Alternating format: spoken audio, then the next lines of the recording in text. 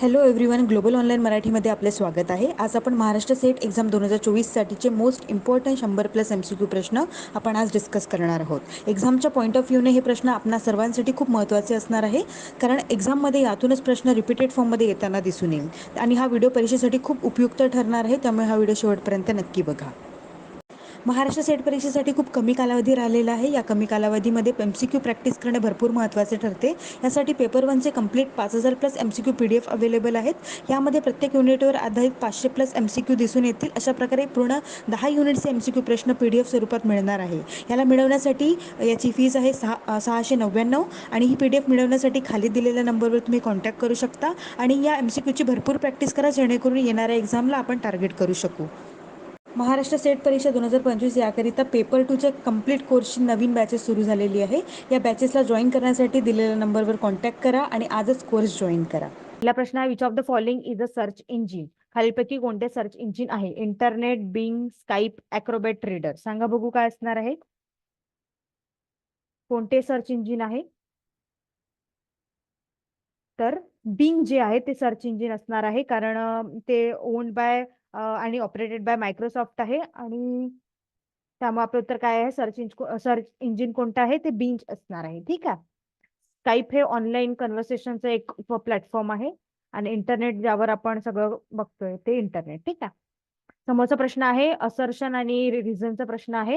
असे प्रश्न भरपूर विचारले जातात, त्यामुळे नक्की यामध्ये कसं करायचं, असर्शन आणि रिझन दोन्ही व्यवस्थित वाचायचे आणि असर्शन जेव्हा वाचतोय आपण त्यानंतरच हा रिझन याला होतंय की नाही, बरोबर जुळते की नाही ते बघावं लागते. बघा जसं की इथे the internet is a collection of interconnected computer network that are linked by transmission medium such as copper wires, fibre optical cables, wireless connection. म्हणजेच की इंटरनेट हा परस्पर जोडलेला संगणक नेटवर्कचा संग्रह आहे, जो तांब्याचा तारा, fibre optical cables, wireless connection इत्यादी सारख्या ट्रान्समिशन माध्यमाने जोडला जातो. ठीक आहे. आणि रिझन काय आहे?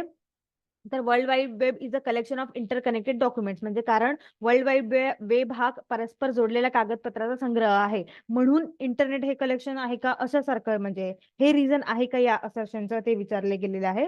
तर सांगा बघू. ऑप्शन्स आहे both A and R true, R is a correct explanation, both A R true, R is not correct explanation, A is true, R is false, A is false, R is true. सांगा काय असणार आहे.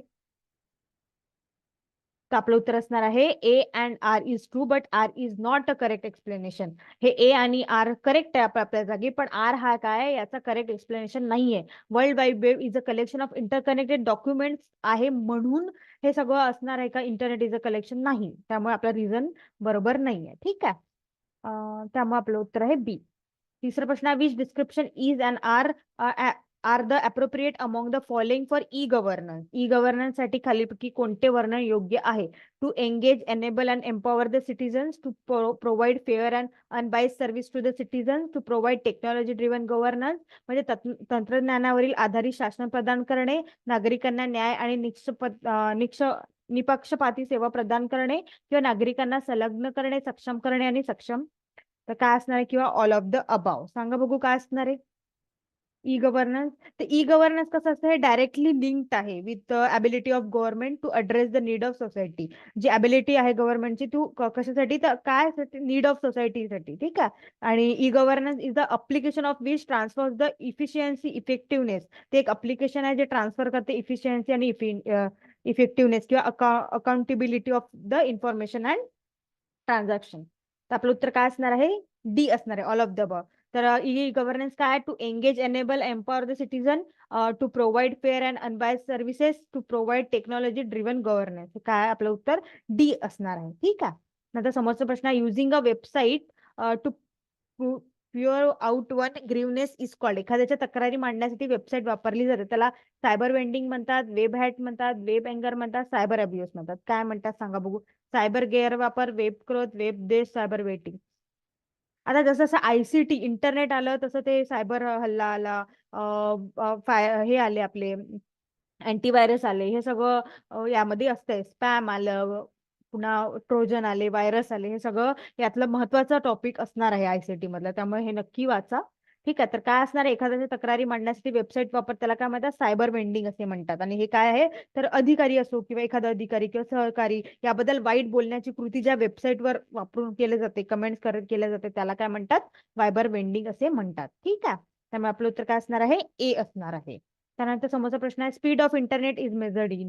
हे तर आपल्याला माहितीच आहे, इंटरनेटचा वेग मोजला जातो. GHz, GPPS, GB, DPI कशामध्ये मोजला जातो, सांगा बघू. हे तर सगळ्यांनाच माहिती आहे, GPPS मध्ये मोजला जातो. काय फुल फॉर्म आहे याचा, मग गिगा बाईट्स पर सेकंड. ठीक आहे. त्यामुळे आपलं उत्तर काय असणार आहे, बी असणार आहे. त्यानंतर machine learning requires good quality and sufficient data to train and test the algorithm. म्हणजे मशीन लर्निंगला प्रशिक्षण देण्यासाठी, अल्गोरिदमची चाचणी घेण्यासाठी चांगली गुणवत्ता आणि पुरेसा डेटा आवश्यक आहे. हे काय असर्शनचं पहिलं वाक्य आहे. ठीक आहे. त्यानंतर त्याचं कारण काय दिलं आहे, योग्य वर्गीकरणासाठी चांगल्या गुणवत्तेचा डेटा जो आवाजापासून मुक्त आहे आणि अल्गोरिदमचे प्रशिक्षण आणि चाचणीसाठी पुरेसा डेटा आवश्यक आहे. For correct classification, good quality data which is free from noise and sufficient data is required for training and testing of the algorithm. हे रिझन आहे का, सांगा बघू. ऑप्शन्स तेच असणार आहे, both A and R correct, R is the correct explanation, R is not correct explanation, A is correct but R is not correct, A is correct but R is not correct. सांगा बघू काय असणार आहे. तर काय असणार आहे आपलं उत्तर, ए अँड आर करेक्ट, पण R is the correct explanation. आता बघा कसं करेक्ट आलंय. Machine learning requires good quality and sufficient data to train the test the algorithm. ठीक आहे, हे बरोबर आहे. मग फॉर करेक्ट क्लासिफिकेशन जे आहे याचं, ते good quality which is free from noise and sufficient data is required. बरोबर आहे ना, हे विचार सांगितलं इथे रिक्वायर्ड आहे म्हणून, आणि इथे सांगितलेलं आहे की इथे पण तेच सांगितलेलं आहे. हे मग कसं जुळतं आहे, याचं असर्शनचं रिझन हे बरोबर होते. त्यामुळे आपलं उत्तर काय असणार आहे, ए असणार आहे. असर्शनलाच रिझन जुळतोय की नाही ते खूप महत्वाचं आहे बघणं. ठीक आहे. आणि असर्शन आणि रिझनचे क्वेश्चन जास्त विचारले जातात, आणि यावेळेस पण विचारणार नक्कीच. आणि त्यामुळे आपण बघूया पहिला, random access memory is a volatile and stores data program currently in use. Random access memory जे आहे ते अस्थिर आहे आणि सध्या वापरात असलेला डेटा प्रोग्राम संचयित करते. ठीक आहे. त्यानंतर RAM is a storage medium that retains its content even after the supply of electricity has been turn off. म्हणजे रॅम हे एक स्टोरेज माध्यम आहे जे विजेचा पुरवठा बंद केल्यानंतरही सामग्री राखून ठेवते. तर ऑप्शन्स आहे, both A and R true, R is a correct, A R true, R is not correct, A is true, R is false, A is false, R is true. काय असणार आहे सांगा बघू. तर ए इज ट्रू असणार आहे आणि आर इज फॉल्स असणार आहे. रॅम काय आहे, वोलाटाईल मेमरी आहे, आणि त्यामुळे आपलं उत्तर काय असणार आहे, ए सी असणार आहे, ते बरोबर असणार आहे. आणि पॉवर कट असल्यावर डेटा इरेज होतोय कारण ते वोलाटाईल मेमरी आहे, आणि RAM is in the form of computer chips. ठीक आहे, हे तुम्ही लक्षात ठेवा. त्यानंतर आपलं उत्तर काय असणार आहे, सी असणार आहे. Which of the following statement is true in respect of computer. Software is loaded into secondary store from RAM and is the executed by CPU. हे बरोबर असणार आहे का, सॉफ्टवेअर रॅम वरून दुय्यम स्टोअरमध्ये लोड होत जाते आणि सीपीयू द्वारे कार्यान्वित केले जाते. त्यानंतर software is loaded into RAM from secondary storage and is then executed by CPU. सॉफ्टवेअरवर दुय्यम स्टोरेज मधून रॅम मध्ये लोड केले जाते आणि नंतर सीपीयू द्वारे कार्य केले जाते. त्यानंतर software is loaded into RAM from secondary storage and is then executed by motherboard. ठीक आहे. आणि डी आहे, software is loaded into secondary storage from RAM and is in the executed by the motherboard. Software RAM वरून दुय्यम storage age मध्ये load केले जाते आणि मदरबोर्ड द्वारे कार्यान्वित केले जाते. सांगा बघू काय असणार आहे, कोणतं स्टेटमेंट बरोबर आहे कम्प्युटरच्या बाबतीत. तर काय बरोबर आहे, software is loaded into RAM from secondary storage and is then executed by CPU. सॉफ्टवेअरवर दुय्यम स्टोरेज मधून रॅम मध्ये लोड केले जाते आणि नंतर सीपीयू द्वारे कार्यान्वित केले जाते. त्यामुळे आपलं उत्तर काय असणार आहे, बी असणार आहे. ठीक आहे. त्यानंतर the number of character in 8 bit ASI code, American standard code for information interchange. तर जे ते ASI कोड आहे त्यामध्ये 8 बीट असतात, त्यामध्ये किती कॅरेक्टर असतात ते विचारलेलं आहे. आणि ASCII फुल फॉर्म विचारला गेलेला आहे आधी परीक्षेमध्ये, त्यामुळे तुम्ही नक्की लक्षात ठेवा. त्याचा फुल फॉर्म आहे American standard code for information interchange. ठीक आहे. ते 128 आहे, 256 आहे, 512 आहे की 64 आहे, सांगा बघू. कॅरेक्टर्स कसे सेट केले जातात ना, ते कसं character set use today are generally 8 bit sets with 256 different character. ठीक आहे. 4 असे ब्लॉक्स राहतात, ऑक्टेड म्हणतात त्याला, आणि त्यामध्ये 256 हे राहतात कॅरेक्टर. ठीक आहे. 8 बीट मध्ये 256 कॅरेक्टर असते. त्यामुळे आपलं उत्तर काय असणार आहे, बी असणार आहे.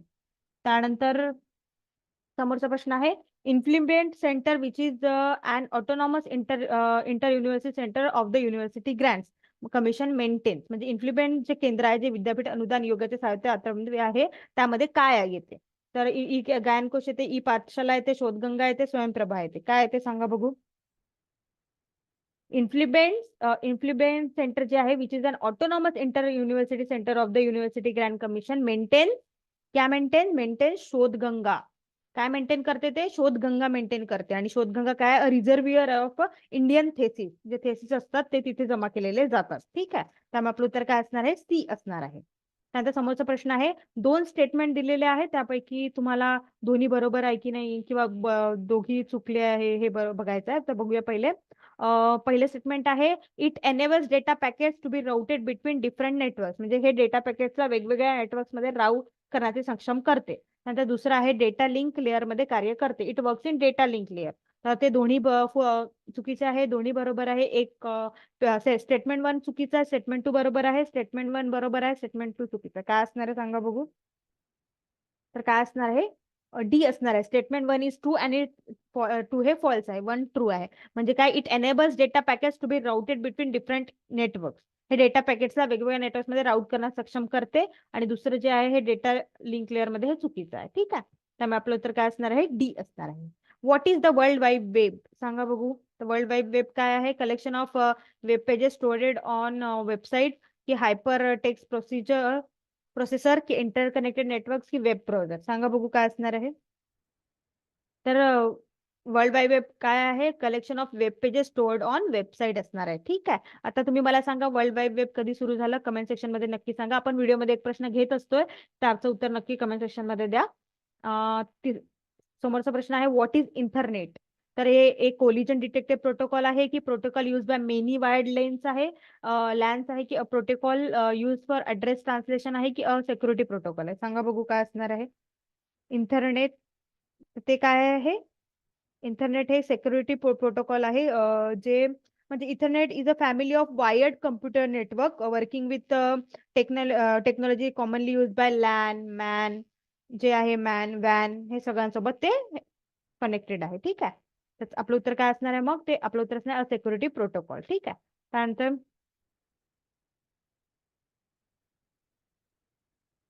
त्यानंतर समोरचा प्रश्न आहे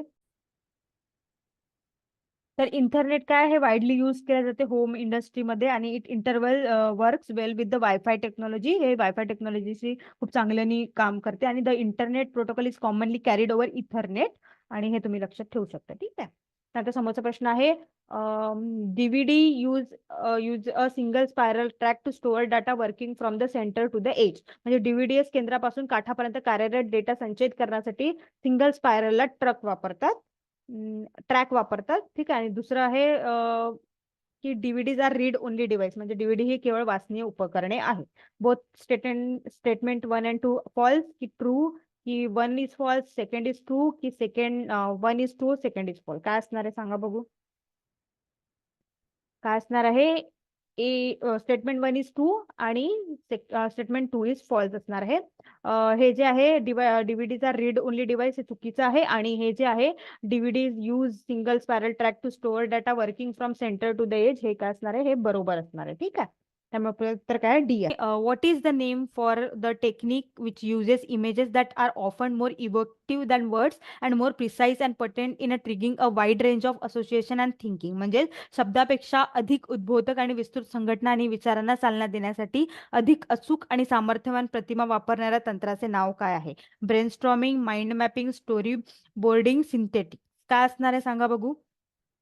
तर शब्दांपेक्षा अधिक उद्बोधक आणि विस्तृत संघटना आहे आणि विचारांना चालना देण्यासाठी अधिक अचूक आणि सामर्थ्यवान प्रतिमा असणार आहे. त्यामुळे त्याला काय म्हटलं जाते त्याला म्हटलं जाते माइंड मॅपिंग. ठीक आहे. काय म्हटलं जाते माइंड मॅपिंग. त्यामुळे आपलं उत्तर काय असणार आहे बी असणार आहे. माइंड मॅप्स तुम्हाला माहिती असेल ना आपण एखादा टॉपिक जर का शिकतोय हा टॉपिक आहे तर त्यामध्ये जेव्हा आपण त्याचा एक पार्ट काढतो त्याचा सब टॉपिक काढतो आणि त्याचे मग सब टॉपिक ते काय राहिलं माइंड मॅपिंग आपण कधी करतो अभ्यासाला जेव्हा एखादा टॉपिक असतोय तेव्हा आपण माइंड मॅपच्या पद्धतीने आपण ते लक्षात ठेवायचा प्रयत्न करतो हो की नाही. ठीक आहे. समोरचा प्रश्न आहे, the satellite used for the transmission telecast of a Swayamprabha is, स्वयंप्रभाच्या प्रक्षेपण आणि प्रसारणासाठी वापरल्या जाणाऱ्या उपग्रहाला काय म्हणतात? EDUSAT satellite, GSAT 15 satellite, GSAT 3 satellite, SP edu 15 satellite. तर स्वयंप्रभा काय आहे, तर हे डीटीएच चॅनल आहे, एज्युकेशनल डीटीएच चॅनल आहे. तर ते सध्या किती आहेत? 40 आहेत डीटीएच चॅनल. डीटीएच चॅनल म्हणजे की डायरेक्ट टू होम, आपण घरी बसल्या तिथले कोर्सचे व्हिडिओ पाहू शकतोय. ठीक आहे. आणि 9 जुलै 2017ला हे लॉन्च झालेलं होतं, त्यामुळे ते नक्की लक्षात ठेवा. स्वयंप्रभावर याआधी प्रश्न विचारले गेलेले आहे. आणि कोणतं उपग्रह काय म्हणतात जातं? स्वयंप्रभाच्या प्रक्षेपण आणि प्रसारणासाठी वापरल्या जाणाऱ्या उपग्रहाला GSAT-15 सॅटेलाइट असे म्हटलं जातं. त्यामुळे आपलं उत्तर काय असणार आहे? बी असणार आहे. ठीक आहे. त्यानंतर समोरचा प्रश्न आहे, metacognition compromise which of the following skill. Metacognition मध्ये खालीलपैकी कोणत्या कौशल्याचा समावेश होतो? Planning, developing, monitoring, costing, evolution. सांगा बघू काय असणार आहे. तर मेटाकॉग्निशन म्हणजे काय असते? तर ही एक अशी प्रक्रिया आहे ज्याद्वारे ज्याद्वारे विद्यार्थी त्यांच्या हातातील कार्याचे ज्ञान, शिकण्याच्या धोरणाचे ज्ञान आणि स्वतःचे ज्ञान त्यांच्या शिकण्याचे नियोजन करण्यासाठी, शिकण्याच्या ध्येयाकडे त्यांच्या प्रगतीचे निरीक्षण करण्यासाठी आणि नंतर परिणामाचे मूल्यमापन करण्यासाठी वापरले जाते. ते एकंदरीत ते स्वतःचे ज्ञान किंवा कार्याचे ज्ञान किंवा जिथून कुठून आपण धोरणाचे ज्ञान घेतो त्यामध्ये निरीक्षण करून आणि त्यानंतर परिणामाचे मूल्यमापन करणे म्हणजे मेटाकॉग्निशन होय. तर त्यात काय येतं सांगा बघू. त्यात एबीसी म्हणजे प्लॅनिंग, डेव्हलपिंग, मॉनिटरिंग येतं. एसीई प्लॅनिंग, मॉनिटरिंग, इव्हॅल्युएशन येतं. की बीडीई डेव्हलपिंग, कॉस्टिंग, इव्होल्युशन. यामध्ये जर का आपल्याला एक काहीतरी माहिती झालं ना तर बरोबर आपलं उत्तर काढता येतं. जसं की आता इव्होल्युशन होणे कन्फर्मेशनच आहे, कारण नंतर परिणामाचे मूल्यमापन करण्यासाठी म्हणतात. इव्होल्युशन काय येणार नक्की, त्यामुळे हे कट झालं. या तिघामधून बघूया. नंतर काय होईल? कॉस्टिंग येईल का मेटाकॉग्निशन मध्ये? डी इथे 2 जास्त दिसत, त्यामुळे मी कॉस्टिंग विचारलं. कॉस्टिंग येईल का? तर कॉस्टिंग येणार नाही. त्यामुळे काय येईल? मग 2 तर कॉस्टिंगच आले, त्यामुळे आपलं उत्तर काय असणार आहे? बी असणार आहे. काय असणार आहे? बी असणार आहे. ACE. ACE मध्ये काय येतं? प्लॅनिंग येतं, मॉनिटरिंग येतं आणि इव्होल्युशन येतं. तर मेटाकॉग्निशनचं कॉम्प्रोमाइजेस काय येतं? स्किल, प्लॅनिंग, मॉनिटरिंग आणि इव्होल्युशन. ठीक आहे. नंतर समोरचा प्रश्न आहे, असर्शन आणि रिझन दिलेला आहे. असर्शनचे क्वेश्चन भरपूर दिले असतात, त्यामुळे यावेळेस सेटमध्ये नक्कीच असर्शन आणि रिझन येणार आहे.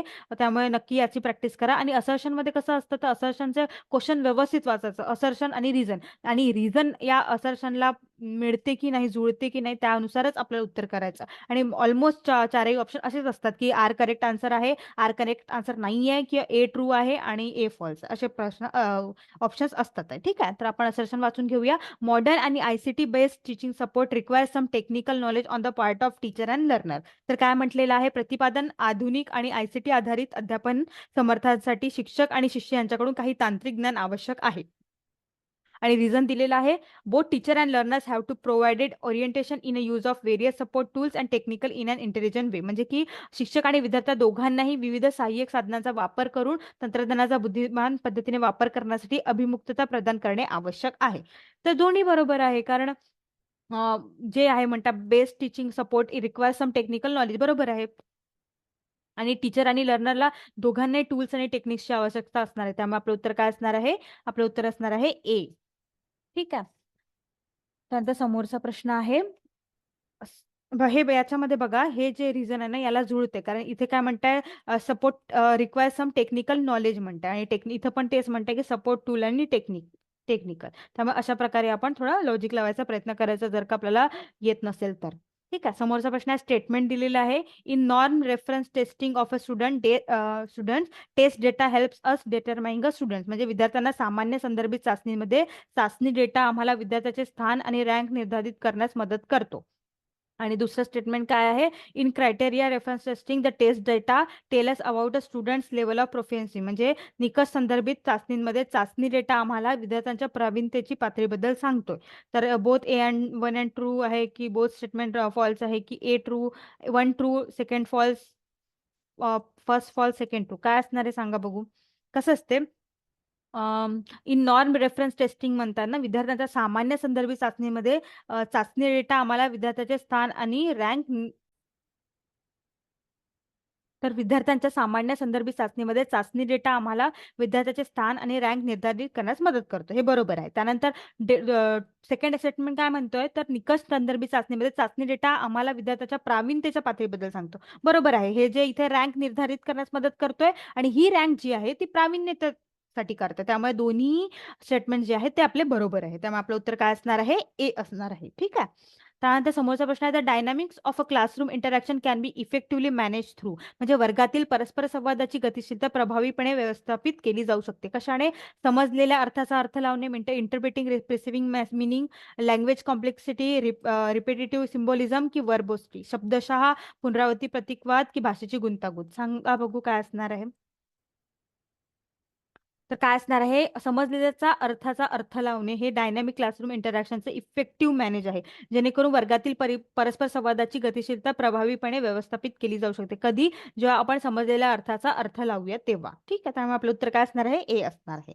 त्यानंतर which of the following level of teaching less stress on a critical shifting of ideas at the highest cognitive level. म्हणजे खालीलपैकी कोणत्या स्तरावरील अध्यापन उच्च संज्ञात्मक स्तरावर विचारांचा गंभीर चाळणीवर भर देतो? तर ते मेमरी लेवल आहे, अंडरस्टँडिंग लेवल आहे, रिफ्लेक्टिव्ह लेवल आहे की ऑटोनॉमस लेवल आहे? सांगा बघू काय असणार आहे. उच्च इथे दिलेच आहे उच्च संज्ञात्मक स्तर. तर उच्च संज्ञात्मक स्तर कोणता आहे आपल्याला माहिती आहे, ते आहे रिफ्लेक्टिव्ह लेवल आहे की नाही? मेमरी लेवल म्हणजे काय? तर स्मृती पातळी. हे अविचारी शिक्षण आहे, हे लोवेस्ट लेवल आहे. मेमोरी लेवल हे काय आहे? लोवेस्ट लेवल आहे. यामध्ये विद्यार्थी हे शिक्षकांवर जास्त डिपेंड असतात आणि विद्यार्थ्यांना शिकवले जाते मेमरी लेवलमध्ये. त्यानंतर अंडरस्टँडिंग लेवल जे आहे ना, समजून घेण्याची पातळी, हे विचारशील शिक्षण आहे. त्यामध्ये विचार करू शकतात विद्यार्थी, मग क्वेश्चन करायला लागतात. कल्पना दृष्टीने अंडरस्टँडिंग लेवलमध्ये डेव्हलप होते. ठीक आहे. त्यानंतर जे सी आहे रिफ्लेक्टिव्ह लेवल, ती उच्च विचारशील स्तर आहे आणि अत्यंत विचारशील आहे. त्यामुळे तिथे अर्थ समजणे, अंडरस्टँडिंग हे सगळं तो आपल्या स्वतःहूनच करतो विद्यार्थी. त्यामुळे ही रिफ्लेक्टिव्ह लेवलमध्ये आपलं उच्च संज्ञात्मक स्तर असणार आहे. त्यामुळे आपलं उत्तर काय असणार आहे? सी असणार आहे. ठीक आहे. आणि फोर्थ जे आहे लेवल, ती ऑटोनॉमस डेव्हलपमेंट लेवल, ही आत्ता आली आहे. त्यामुळे तुम्ही ते ही लक्षात ठेवू शकता. ठीक आहे. आपलं उत्तर काय असणार आहे? रिफ्लेक्टिव्ह लेवल असणार आहे, ज्यात अध्यापन हे उच्च संज्ञात्मक स्तरावर विचारांचा गंभीर चाळणीवर भर देतोय. ठीक आहे. समोरचा प्रश्न आहे, दोन स्टेटमेंट आहेत.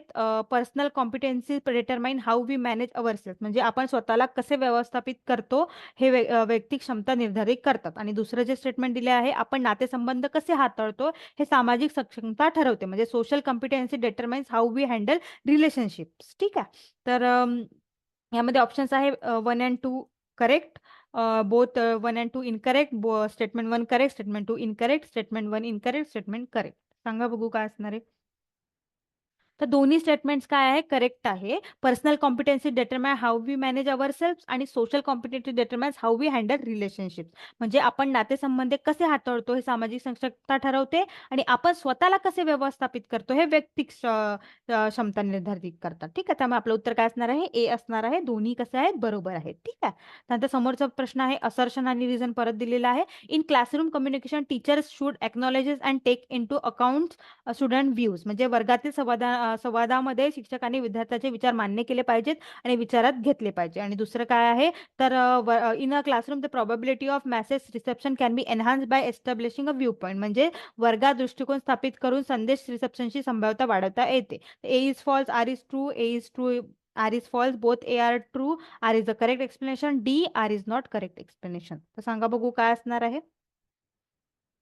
तर काय आहे, वर्गातील संवादांमध्ये शिक्षकांनी विद्यार्थ्यांचे विचार मान्य केले पाहिजे आणि विचारात घेतले पाहिजे, हे बरोबर आहे. त्यानंतर वर्गात दृष्टिकोन स्थापित करून संदेश रिसेप्शनची संभाव्यता वाढवता येते, तर हेही काय बरोबर आहे. त्यामुळे आपलं उत्तर काय असणार आहे? सी असणार आहे. R is the correct explanation असणार आहे. असं जे हे आहे ना, रिझन बरोबर आहे. ठीक आहे.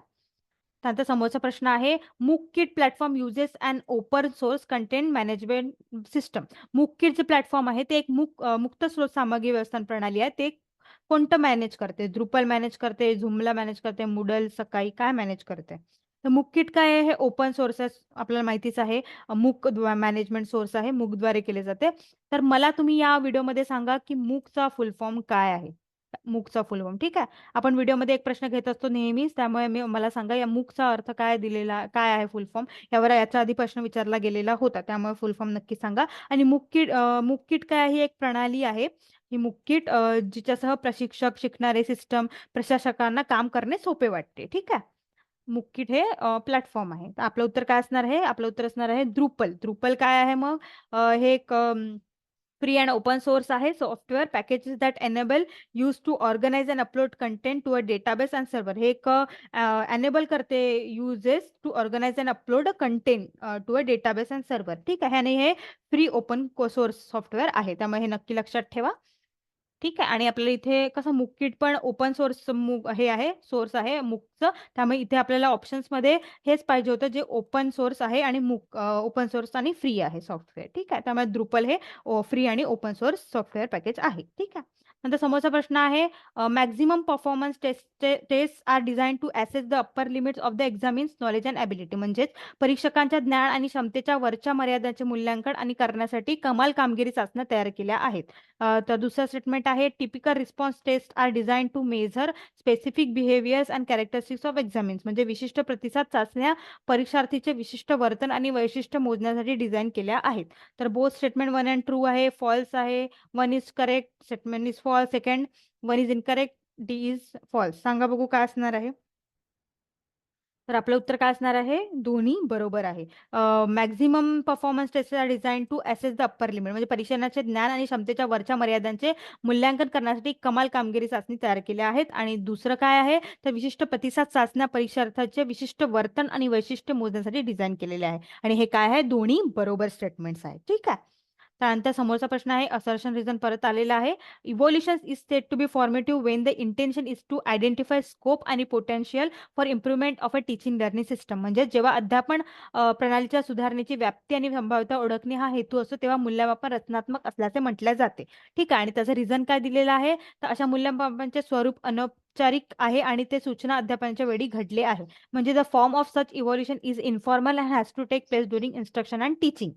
ठीक आहे. तर सांगा बघू काय असणार आहे. तर फॉर्मेटिव्ह काय असते, फॉर्मेटिव्ह इव्होल्युशन काय असते, जे सत्राद्वारे सुरू असतात ना. फॉर्मेटिव्ह जेव्हा सत्र सुरू असते तेव्हा मध्ये मध्ये जे मूल्यमापन करायला केलं जातं त्याला फॉर्मेटिव्ह इव्होल्युशन असे म्हणतात.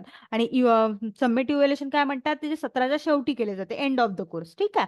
तर आणि याचे ऑप्शन्स काय आहे, both A and R true, R is the correct.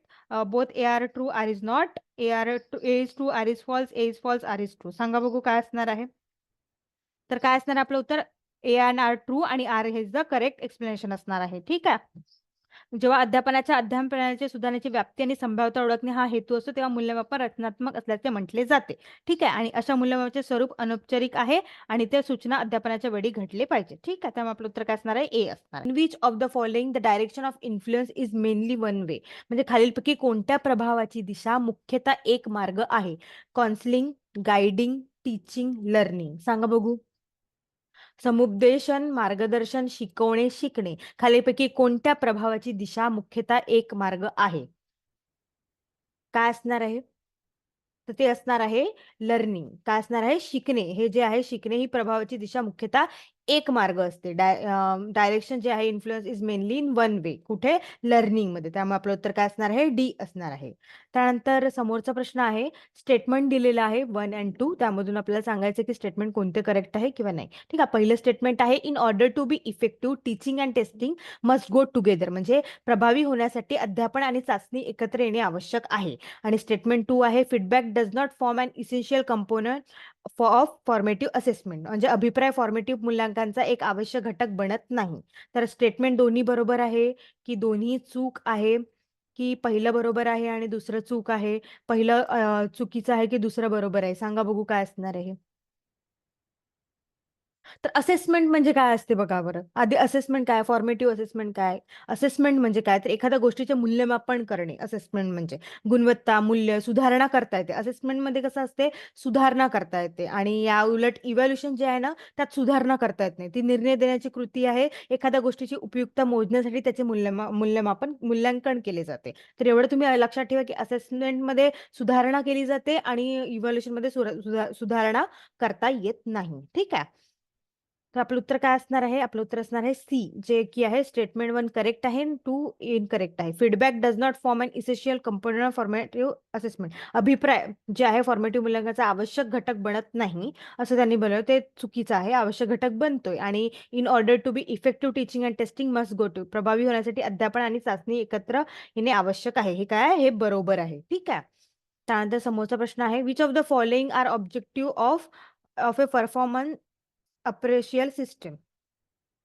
हां, तर पहिलं आहे to help an employee in a finding out his or own strength and weakness. म्हणजे एखाद्या कर्मचाऱ्याला त्याची स्वतःची ताकद आणि कमकुवतपणा शोधण्यात मदत करते. कोण? तर कामगारी मूल्यांकन प्रणालीचे खालीलपैकी कोणते उद्दिष्ट आहे? ते हे उद्दिष्ट आहे का, की to help in creating desirable organisation ethos म्हणजे इष्ट संघटनात्मक आचारसंहिता निर्माण करण्यास मदत करते, की to help in identifying people for the purpose of motivating and training them for new Rolls.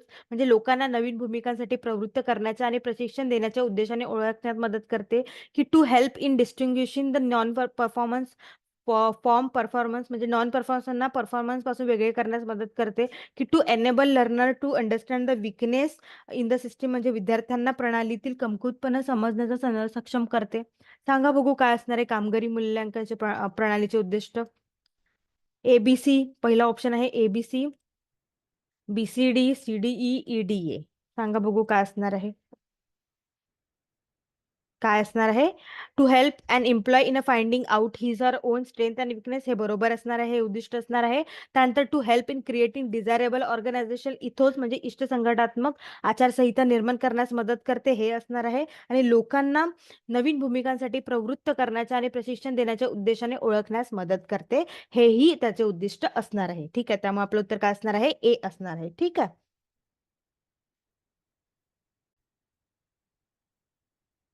त्यानंतर समोरचा प्रश्न आहे which of the following have been identify as the key behaviour contributing to effective teaching. पहिल्या युनिटमध्ये effective teaching हे याबद्दल भरपूर विचारले गेलेले आहे. इफेक्टिव्ह टीचिंग हा एक महत्त्वाचा पार्ट आहे याचा, त्यामुळे हे नक्की यावर लक्ष द्या. यामध्ये विचारलं आहे की खालीपैकी कोणते वर्तन प्रभावी अध्यापनात योगदान देणारे प्रमुख वर्तन म्हणून ओळखले जाते? लेसन क्लॅरिटी, धडा स्पष्टता, इन्स्ट्रक्शनल व्हेरायटी, उपदेशात्मक विविधता, using student ideas and contribution, विद्यार्थ्यांच्या कल्पना आणि योगदान वापरणे, की डी शिकण्याच्या प्रक्रियेत गुंतणे, की ई संरचना. काय असणार आहे सांगा बघू. ऑप्शन्स काय आहे बघून घेऊया आधी.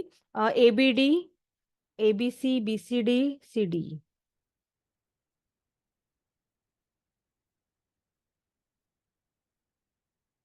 काय असणार आहे आपलं ऑप्शन? आपलं उत्तर असणार आहे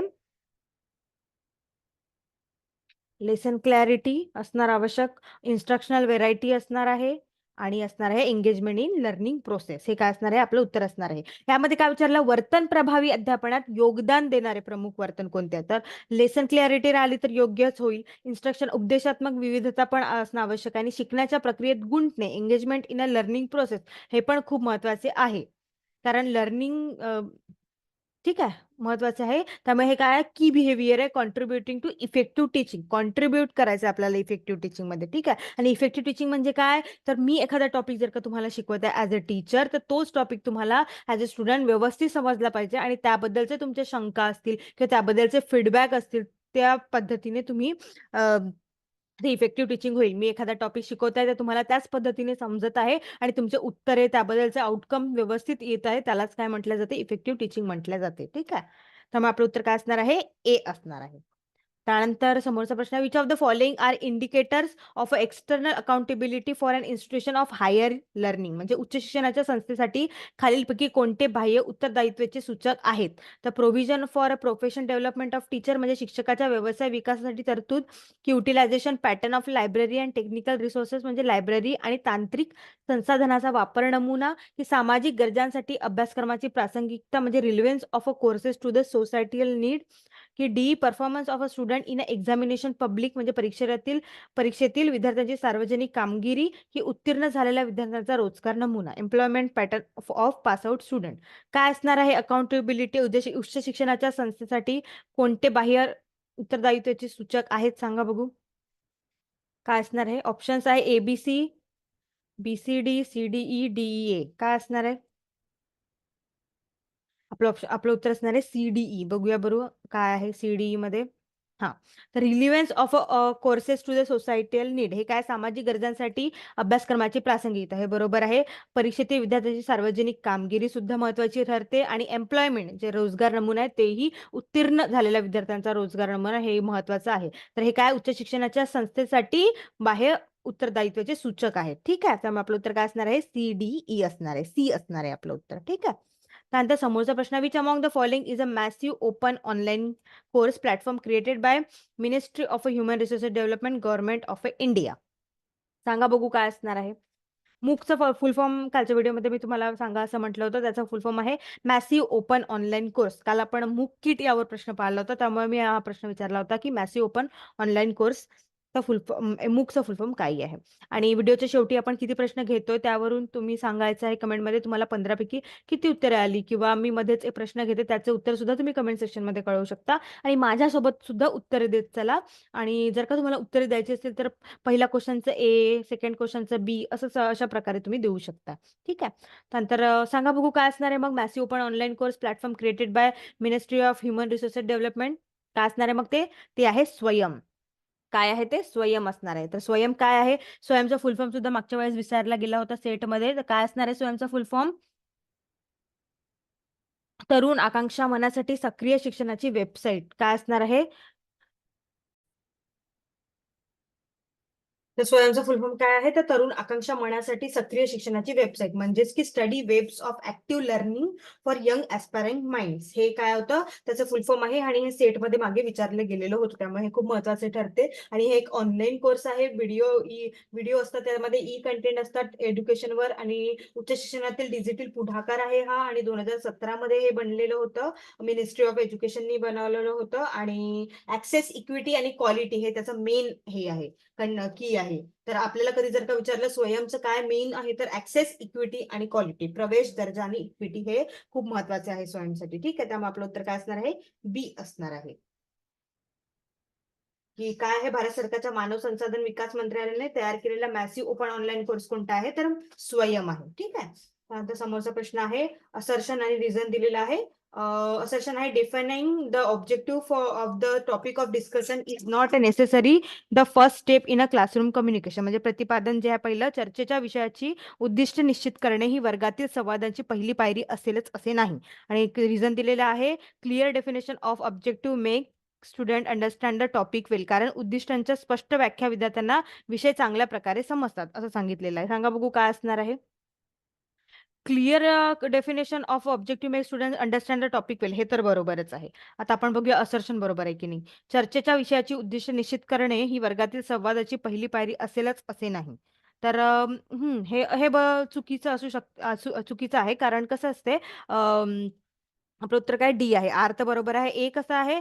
चर्चेच्या विषयाची उद्दिष्ट निश्चित करणे. उद्दिष्ट निश्चित करावं लागते, पण त्याआधी कोणता टॉपिक आहे किंवा त्याआधी आधी लर्नर्सला काय माहिती आहे ते पण महत्वाचे असते. त्यामुळे हे कदाचित चुकीचं आहे. ठीक आहे. त्यामुळे ए इज अ फॉल्स आणि आर इज अ ट्रू. त्यामुळे आपलं उत्तर काय असणार आहे? डी असणार आहे. नंतर समोरचा प्रश्न आहे, non traditional teaching and learning strategy ले इम्फेसिस ऑन. म्हणजे अपारंपरिक अध्यापन शिकण्याच्या धोरणावर भर दिला जातो. तर students need based resource learning standard, म्हणजे विद्यार्थ्यांची गरज आधारित संसाधन शिक्षक मानके, डेव्हलपिंग स्किल ॲटिट्यूड व्हॅल्यूज यावर भर दिला जातो. प्रोमोटिंग इनबॉक्स थिंकिंग प्रोसेस यावर भर दिला जातो. लेक्चर बेस्ड मॉडेल, व्याख्यान आधारित मॉडेल यावर भर दिला जातो. की सर्जनशील प्रतिसाद देण्यासाठी आवश्यक ज्ञान प्राप्त करणे यावर भर दिला जातो. सांगा बघू कशावर भर दिला जातोय? ऑप्शन्स आहे 1, 2, V, 2, 3, V, I, V, third, fourth, fifth, first, fourth, fifth. काय असणार आहे सांगा बघू?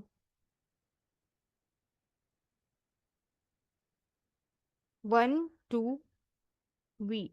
म्हणजे काय आहे? 1, students need based resource learning standard, हे महत्वाचं आहे. डेव्हलपिंग स्किल ॲटिट्यूड व्हॅल्यूज हे सुद्धा खूप महत्वाचं आहे. आणि acquiring knowledge necessary to respond creatively, म्हणजे सर्जनशील प्रतिसाद देण्यासाठी आवश्यक ज्ञान प्राप्त करणे हे सुद्धा खूप जास्त महत्वाचं आहे. त्यामुळे आपलं उत्तर काय असणार आहे? ए असणार आहे. ठीक आहे. त्यानंतर समोरचा प्रश्न आहे, असर्शन आणि रिझन खूप महत्वाचे आहे. असर्शन, रिझनच यावेळेस येणार, स्टेटमेंट्स येणार, आणि खूप मोठे मोठे स्टेटमेंट्स पण येण्याचे चान्सेस असतात. पण तेव्हा आपण कन्फ्यूज न होता व्यवस्थित असर्शन आणि रिझन किंवा क्वेश्चन्स वाचायचे, जेणेकरून आपल्याला उत्तर बरोबर आली पाहिजे. आणि एका तासाचा वेळ असतोय MS सेट एक्झामसाठी, त्यामुळे घाई न करता व्यवस्थित क्वेश्चन्स वाचून सॉल्व्ह करायचं. ठीक आहे. असर्शन आहे, if teacher wants to improve his her ability as an effective classroom communicator then he she should first understand the student. म्हणजे इथे म्हटलेलं आहे की जर का तुम्हाला इम्प्रूव्ह करायचं असेल ॲबिलिटीज इफेक्टिव्ह क्लासरूम कम्युनिकेटरचं, तर पहिल्यांदा आपल्याला स्टुडंट्सला समजून घ्यावं लागेल. त्यानंतर रिझन काय दिलेलं आहे, the ability to understand students and intended listening are disjoint proposition. म्हणजे की द ॲबिलिटी आहे स्टुडंट्सना हे करायची, तर ते intended listening and disjoint proposition आहे असं म्हटलेलं आहे. तर काय असणार आहे, both A and R true, R is the correct explanation, R is not, A is true, R is false, A is false but R is true. काय असणार आहे सांगा बघू. सी असणार आहे आपलं उत्तर. ए ट्रू आहे. जर एखाद्या शिक्षकाला प्रभावी वर्ग संवादक म्हणून त्याच्या तिच्या क्षमतेच्या सुधारायच्या असतील, तर त्याने पहिले विद्यार्थ्यांना समजून घेतलं पाहिजे. आणि आर हे चुकीचं आहे. विद्यार्थ्यांना समजून घेण्याची क्षमता आणि हेतू ऐकणे हे अशब्द प्रस्ताव आहे. हे काय आहे, चुकीचं आहे. ठीक आहे. त्यामुळे आपलं उत्तर काय असणार आहे, सी असणार आहे. त्यानंतर which of the following evolution system belongs to the category of being and innovative practice. म्हणजे खालीलपैकी कोणती मूल्यमापन प्रणाली नाविन्यपूर्ण पद्धतीच्या श्रेणीशी संबंधित आहे. Semesterized examination, performance evaluation, portfolio based evaluation, learning outcome based evaluation. शिक्षण परिणाम आधारित मूल्यमापन, पोर्टफोलिओ, कामगिरी, सेमिस्टर वाईज. सांगा बघू काय असणार आहे. मूल्यमापन प्रणाली नाविन्यपूर्ण पद्धतीच्या श्रेणीशी संबंधित आहे. तर काय आहे ते डी आहे. शिक्षण प्रणाली आधारित मूल्यमापन. त्यामुळे आपलं उत्तर काय असणार आहे, डी असणार आहे. हे मूल्यमापन प्रणाली नाविन्यपूर्ण पद्धतीच्या श्रेणीशी लर्निंग जे आहे आउटकम मिळते त्यावर अवलंबून असते. ठीक आहे, संबंधित आहे. समोरचा प्रश्न आहे, from the list given below identify those competitions of an effective teacher which relate to the domain of personality and attitude. खाली दिलेल्या यादीतून प्रभावी शिक्षकाची क्षमता ओळखा जी व्यक्तिमत्व आणि वृत्तीच्या क्षेत्राशी संबंधित आहे. ठीक आहे. तर लोकस ऑफ कंट्रोल नियंत्रणाचे ठिकाण, कम्युनिटिंग, मॅनेजिंग, सेल्फ इफिशियन्सी, स्वकार्यक्षमता, टीचर इंथुझिझम, शिक्षकाचा उत्साह, बिंग ऑर्गनाइज्ड अँड ऑर्डरली, संघटित आणि व्यवस्थित असणे.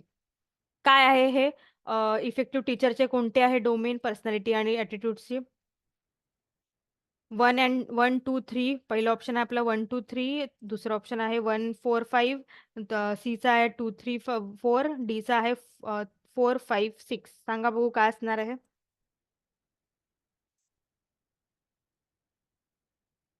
1, 4, 5 असं इथे एक मिनिट. 1, 4, 5.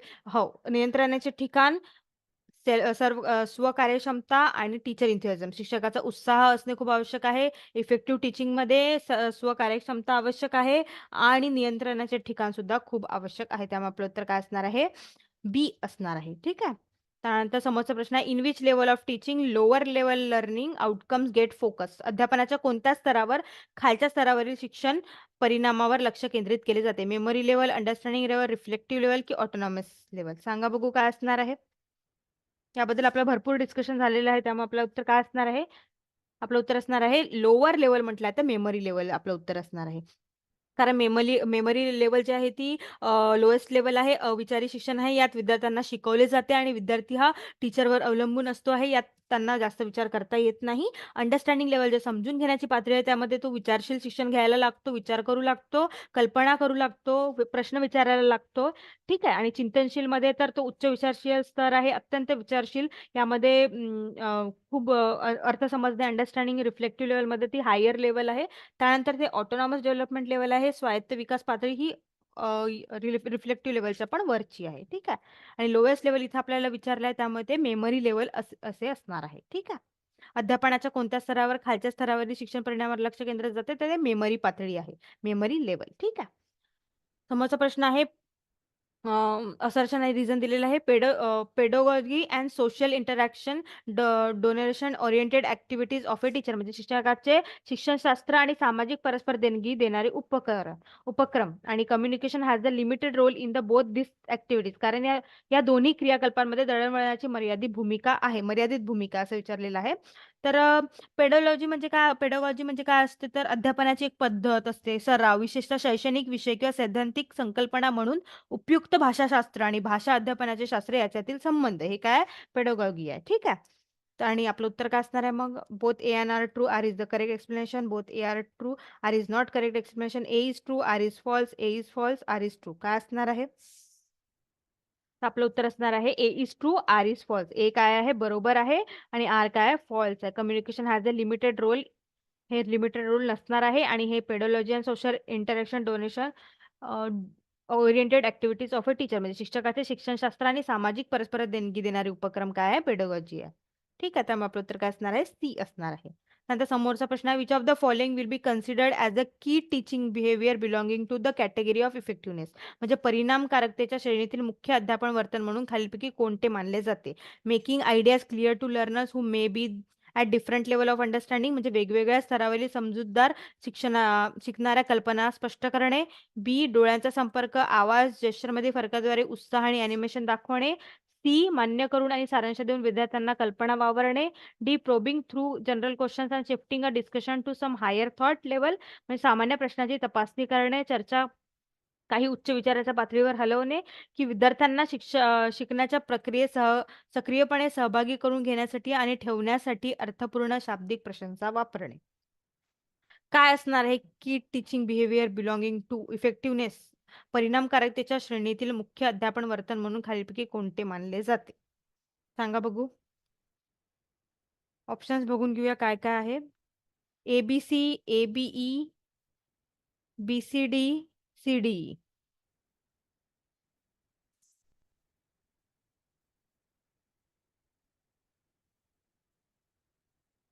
काय असणार आहे.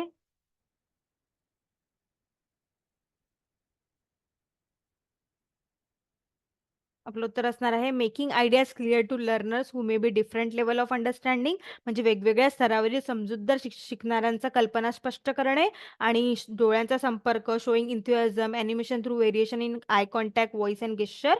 आणि असणार आहे ई असणार आहे using using meaningful verbal praise to get and keep students actively participating in the learning process, म्हणजे विद्यार्थ्यांनाही शिकण्याच्या प्रक्रियेतून सहभागी करून घेण्यास, ठीक आहे, घेण्यासाठी आणि ठेवण्यासाठी अर्थपूर्ण शाब्दिक प्रशंसा वापरणे. त्यामुळे आपलं उत्तर काय असणार आहे, बी असणार आहे. ठीक आहे. Achievement test are pose of a commonly use for a purpose of, म्हणजे च्या उद्देशासाठी सामान्यतः वापरल्या जाणाऱ्या सिद्धी चाचण्या आहेत. तर ते कशासाठी वापरल्या जातात, making selection for a specific job, विशिष्ट नोकरीसाठी निवड करणे, अभ्यासक्रमाची उमेदवाराची निवड करणे, selecting candidate for a course, identifying strength and weakness of learner, शिकणाऱ्यांची ताकद आणि कमकुवता ओळखणे, की assessing the amount of learning after teaching, शिकवल्यानंतर शिकण्याचे प्रमाण मोजणे.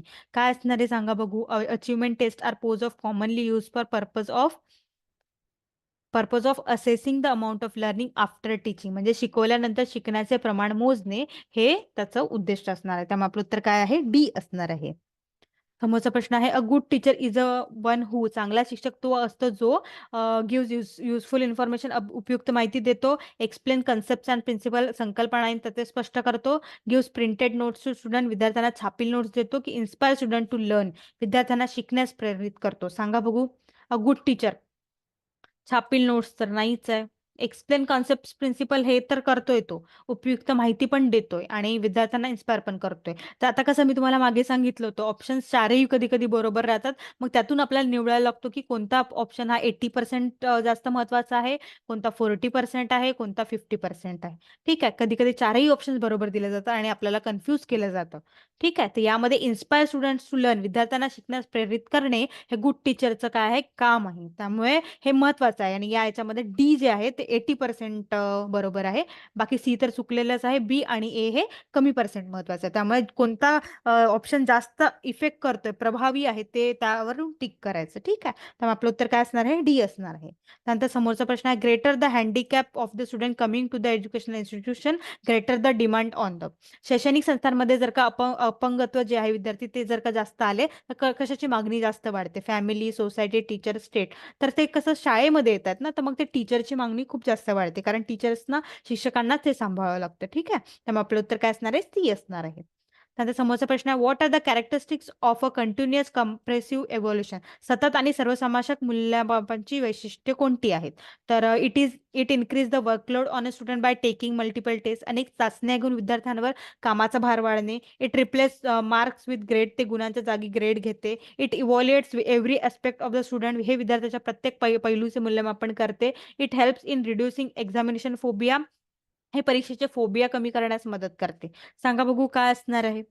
कॅरेक्टरिस्टिक्स ऑफ कंटिन्युअस आणि कम्प्रेहेन्सिव्ह इव्होल्युशन. आणि सर्वात पहिले इव्होल्युशन काय आहे, तर इव्होल्युशन काय आहे, तर निर्णय देण्याची कृती ज्यामध्ये एखाद्या गोष्टीची उपयुक्तता मोजण्यासाठी मूल्यांकन केले जाते. आणि इव्होल्युशन मध्ये कसं आहे, यात सुधारणा होत नाही. आणि असेसमेंट याचं हे आहे की यामध्ये सुधारणा होते. एखाद्या गोष्टीचे आपण मूल्यमापन करतो, गुणवत्ता बघतो, पण ते सुधारणा होते, पुनरावलोकन करता येते असेसमेंटमध्ये, आणि इव्होल्युशन मध्ये करता येत नाही.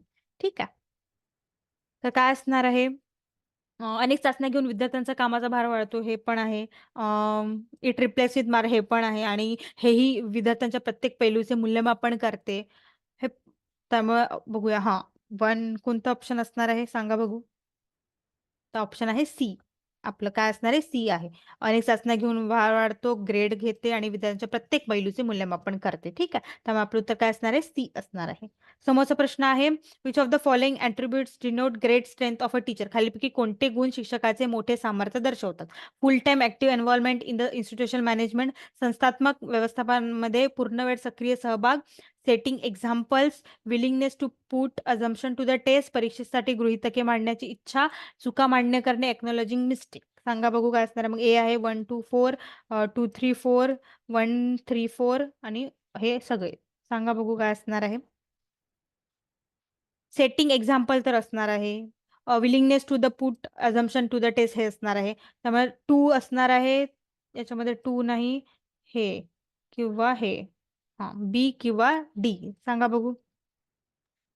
तर एक्नॉलॉजिंग मिस्टेक हेही असणार आहे. त्यामुळे आपलं उत्तर काय आहे मग, बी असणार आहे. ए जे आहे फुल टाइम ऍक्टिव्ह इन्व्हॉल्वमेंट हे नसणार आहे. ठीक आहे. हे कोणते गुण आहेत, तर मग शिक्षकाचे मोठे सामर्थ्य दर्शवतात. This attributes denote great strength of a teacher. ठीक आहे. त्यामुळे आपलं उत्तर काय आहे, बी असणार आहे.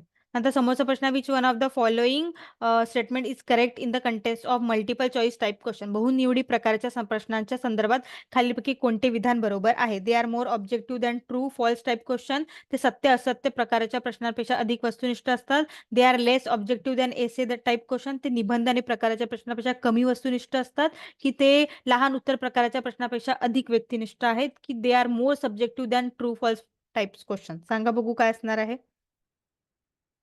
तर हे जे आहे मल्टिपल चॉईस क्वेश्चन, ते काय आहे, तर ते मोर ऑब्जेक्टिव्ह असतात than true false type question. त्यामुळे आपलं उत्तर काय असणार आहे, ए असणार आहे. मल्टिपल चॉईस क्वेश्चन्स आपल्याला माहिती आहे ना, आता आपण सेटमध्ये पण आपण पेपर देऊया तर ते 4 ऑप्शन्स असतात आणि त्यानुसारच आपल्याला टिक करावं लागते, नेट आणि सेट दोन्हीमध्ये. तर ते काय, ते मोर ऑब्जेक्टिव्ह आहे, ते सत्य असत्य प्रकारापेक्षा अधिक वस्तुनिष्ठ आहेत. ठीक आहे. त्यामुळे आपलं उत्तर काय असणार आहे, ए असणार आहे. आणि हे कशाबद्दल विचारलं होतं, मल्टिपल चॉईस टाईप क्वेश्चन बद्दल विचारलं होतं. ठीक आहे. समोरचा प्रश्न, what is required for a good teaching. चांगल्या शिकवणीसाठी काय आवश्यक आहे. निदान, रिमेडी, डायरेक्शन, फीडबॅक. अभिप्राय, निदान, उपाय, दिशा. काय असणार आहे सांगा बघू. 1 2 3 4, 1 2 2 3 4 3 4. सांगा काय असणार आहे. तर रिमेडी पण असेल, डायरेक्शन पण असेल. तर आपलं उत्तर काय, ए असणार आहे. चारही आहे, डायगोनिसिस, रिमेडी, डायरेक्शन, फीडबॅक. हे चांगल्या शिकवणीचे म्हणजे it is required for a good teaching. त्यामुळे आपलं उत्तर काय असणार आहे, ए असणार आहे. त्यानंतर the main objective of a student evaluation of teachers are. शिक्षकाच्या विद्यार्थ्याच्या मूल्यमापनाची मुख्य उद्दिष्ट कोणती आहे. To gather information about student weakness. विद्यार्थ्यांच्या कमकुवतपणाबद्दल माहिती गोळा करणे. To make teacher take teaching seriously. शिक्षकांना शिकवणे गांभीर्याने घेणे. To help teachers adopt innovating methods of teaching. शिक्षकांना अध्यापनाच्या नाविन्यपूर्ण पद्धतीचं अवलंबन करण्यास मदत करणे. की शिक्षकाच्या गुणांमध्ये आणखी सुधारणा करण्याचे क्षेत्र ओळखणे. म्हणजे to identify the areas of a further improvement in a teacher traits. सांगा बघू काय असणार आहे. तर टीचर टेक्स हे तर नक्कीच असणार आहे. शिक्षकांना शिकवणे गांभीर्याने घेणे, अध्यापनाच्या नावाने विनोटिव्ह मेथड्स ऑफ टीचिंग काढणे आणि to identify the areas of a further improvement हे सुद्धा महत्त्वाचं असणार आहे. त्यामुळे आपलं उत्तर काय आहे बघूया. 1 आणि 2. तर काय असणार आहे आपलं उत्तर. आपलं उत्तर असणार आहे बी, जे आहे 2 3 आणि 4. जे आपण बघितलं, शिक्षकांना to make teacher take teaching seriously, to help teachers adopt innovating methods of teaching आणि to identify the areas of a further improvement in a teacher traits. त्यामुळे आपलं उत्तर काय आहे, बी असणार आहे. त्यानंतर समोरचा प्रश्न आहे, using the central point of a classroom communication as the beginning of a dynamic pattern of ideas is referred to as.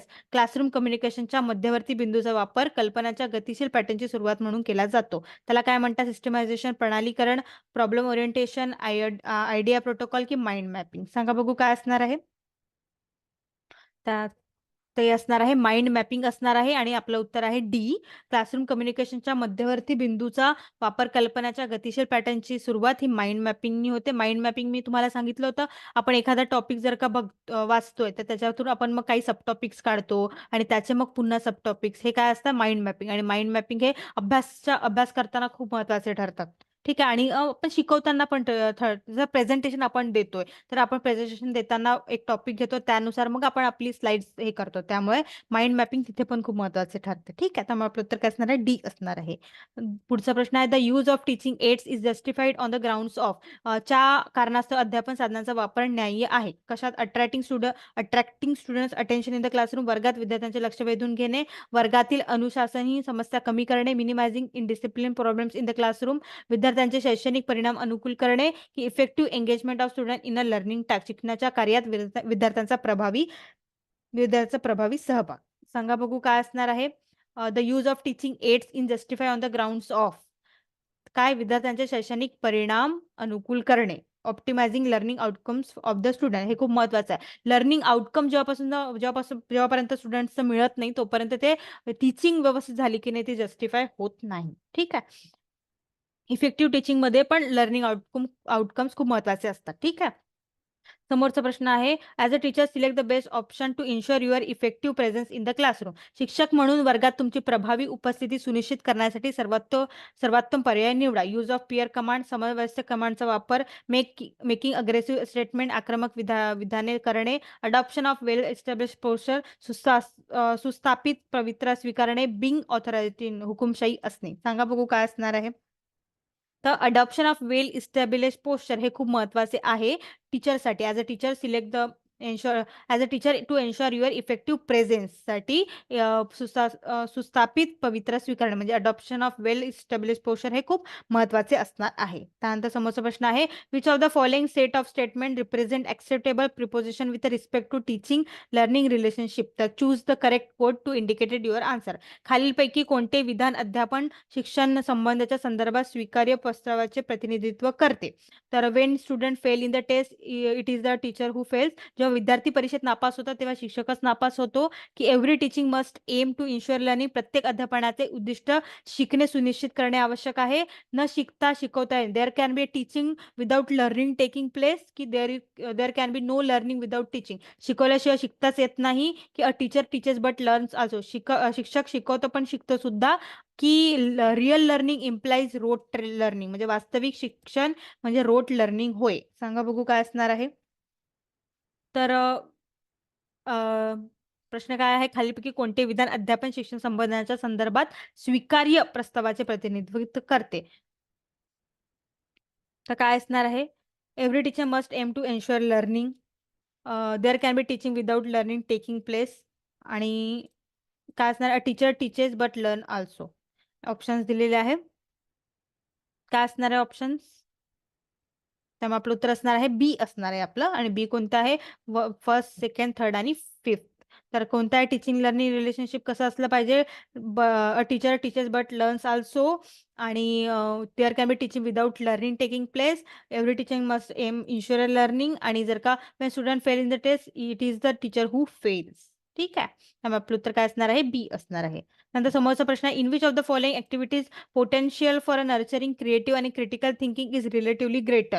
खालीलपैकी कोणत्या क्रियाकल्पांमध्ये सर्जनशील आणि गंभीर विचारांची जोपासना करण्याची क्षमता तुलनेने जास्त आहे. Preparing research summary, preparing seminar paper, participation in research conference की पार्टिसिपेशन इन वर्कशॉप. काय महत्वाचे आहे, पोटेन्शियल फॉर नर्चरिंग क्रिएटिव्ह आणि क्रिटिकल थिंकिंग. क्रिटिकल थिंकिंग म्हटलं तर समरी लिहायला पण लागतेच आहे, सेमिनार पेपरला पण लागते, वर्कशॉप पण. पण जास्त कुठे लागते, जर का रिसर्च कॉन्फरन्स आपण कुठं हेल्ड करत जातोय संशोधन परिषदेत सहभागामध्ये तर आपल्याला लागतं क्रिटिकल थिंकिंग. कारण आपल्याला तिथे कॉन्फरन्समध्ये सहभागी दर्शवताना ते एकदम रिसर्च असणार आहे. त्यामुळे हे गंभीर विचारांची जोपासना करण्याची क्षमता तुलनेने जास्त असेल तिथे. ठीक आहे. त्यामुळे आपलं उत्तर काय असणार आहे? सी असणार आहे. त्यानंतर समोरचा प्रश्न आहे, which among the following can be best use as a ॲक्नोनियस टीचिंग ॲड.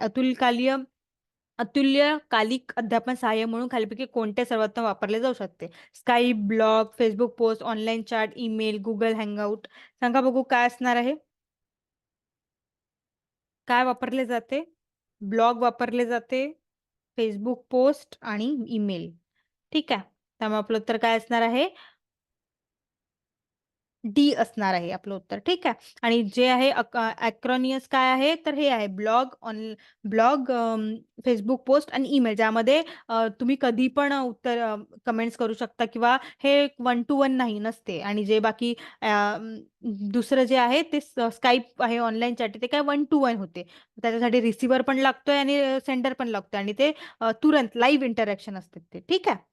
त्यामुळे आपलं उत्तर इथे काय विचारलं आहे? तर कॅन बी युज्ड इन अक्नॅरियस. तर आपलं उत्तर काय आहे? डी असणार आहे. ठीक आहे. According to David and Johnson, which of the following are the basic elements of cooperative learning groups. म्हणजेच डेव्हिड आणि जॉन्सन यांच्यामध्ये खालीलपैकी कोणते सहकारी शिक्षण गटाचे मूलभूत घटक आहेत? पहिला आहे सेल्फ कॉन्सेप्च्युएलेशन, स्वसंकल्पना, इंडिव्हिज्युअल अकाउंटेबिलिटी, वैयक्तिक जबाबदारी, स्किल डेव्हलपमेंट, पॉझिटिव्ह